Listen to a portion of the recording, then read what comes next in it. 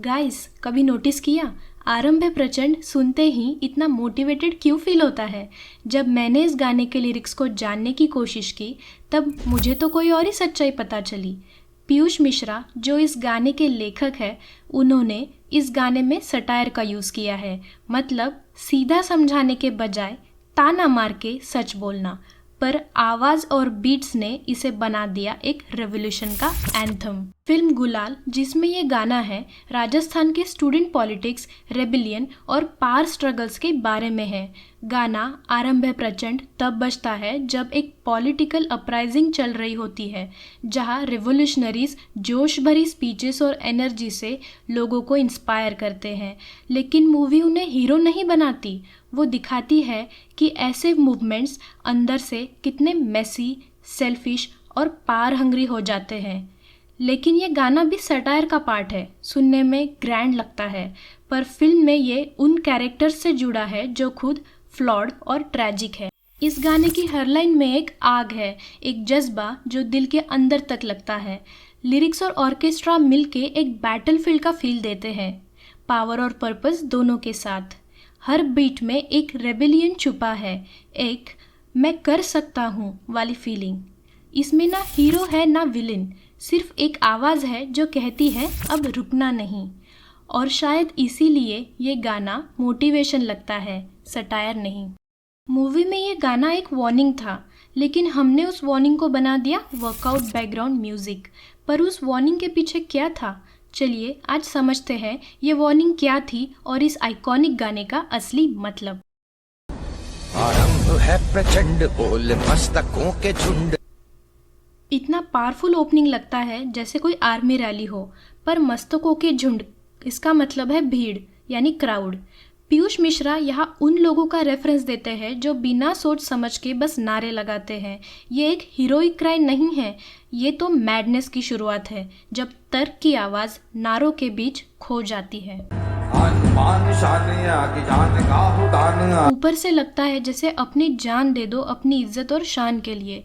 लेकिन पीयूष मिश्रा यहाँ इस सोच का मजाक उड़ा रहे हैं। वो दिखाते हैं कैसे लोग ईगो और झूठी इज्जत के चक्कर में बिना समझे कि किसके लिए लड़ रहे हैं अपनी ही बर्बादी लिख लेते हैं। पर शायद आपको लगे ये तो एक मोटिवेशनल सॉन्ग है, पर क्या सच में? ये सिर्फ मेरा पॉइंट ऑफ व्यू नहीं है, ये बात खुद पीयूष मिश्रा ने कई इंटरव्यूज़ में क्लियर की है।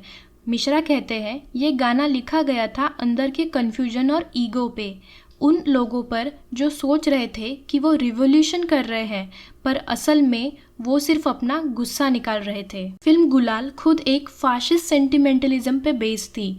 मतलब वो दिखाती है जब अंधा देश प्रेम वॉयलेंस और ब्लाइंड अग्रेशन में बदल जाता है। आयरॉनिकली ये गाना इस माइंड को क्रिटिसाइज करने के लिए लिखा गया था, पर बाद में उसी सोच के लोगों ने अपने बैटल क्राई के रूप में उसे यूज़ कर लिया। आज आरंभ है प्रचंड बजता है पॉलिटिकल रैलीज, पेट्रियाटिक रील्स और कैंपेन्स में एक जंग के सिग्नल की तरह। Mishra is both okay and helpless about this development. समझते हैं इसके पीछे की कहानी। जब मिश्रा 2000s में मुंबई आए तब तक वो अपनी पुरानी आइडियोलॉजी से बहुत डिसइल्यूजन्ड हो चुके थे, यानी उनका विश्वास टूट गया था। यह आइडियोलॉजी है कम्युनिज्म, एक ऐसी सोच जहाँ सब लोग बराबर होते हैं। लेकिन मिश्रा कहते हैं कम्युनिज्म लोगों को बेवकूफ़ बना देती है। और था जब कम्युनिस्टों ने दबोचा हुआ था मेरे को कि अरे काम करो। कम्युनिस्टों ने 20 साल जो है मेरी, वो कहते हैं ये लोग ब्रेन वॉश करते हैं। शहर दिल्ली में परिवार अरे गंदी चीज़ है, माँ गंदी चीज़ है, बाप गंदी चीज़ है, परिवार गंदी चीज़ है, तुम्हें समाज के लिए काम उन्होंने करना। 20 साल कम्युनिज्म को दिए। उन्हें पैसे और ज़िंदगी के बारे में गलत सोच देकर ब्रेन वॉश किया गया था। इससे उनकी पर्सनल लाइफ इतनी अफेक्ट हुई कि वो खुद अंदर से थक गए। वो कहते हैं they ask to work for society, पर फैमिली भी तो सोसाइटी का ही पार्ट है ना।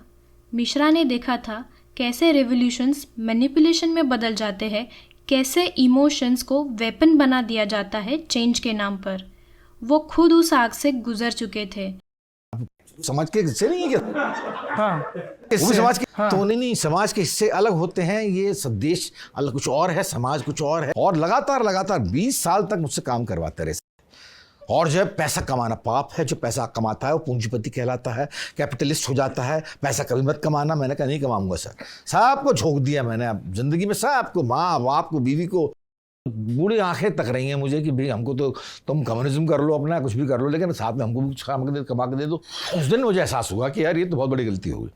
और तभी आरंभ है प्रचंड जैसा इंटेंस सॉन्ग पैदा हुआ। जिस कवि की कल्पना में जिंदगी हो प्रेम गीत, उस कवि को आज तुम नकार दो।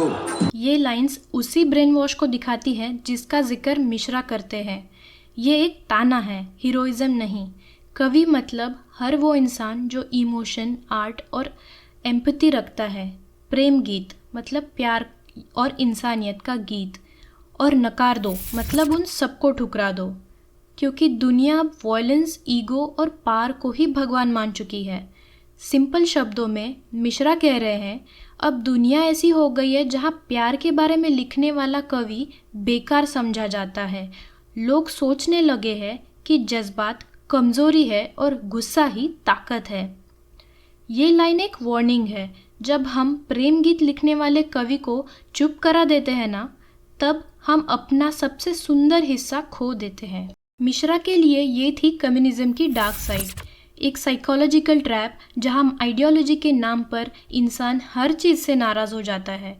चैनल को सब्सक्राइब कर लीजिए, क्योंकि उनके इसी एक्सपीरियंस को इस गाने में आगे समझने के लिए पार्ट 2 आने वाला है, जहां हम आरंभ है प्रचंड के नेक्स्ट लिरिक्स डिकोड करेंगे। मिलते हैं अगले वीडियो में। Thanks for watching.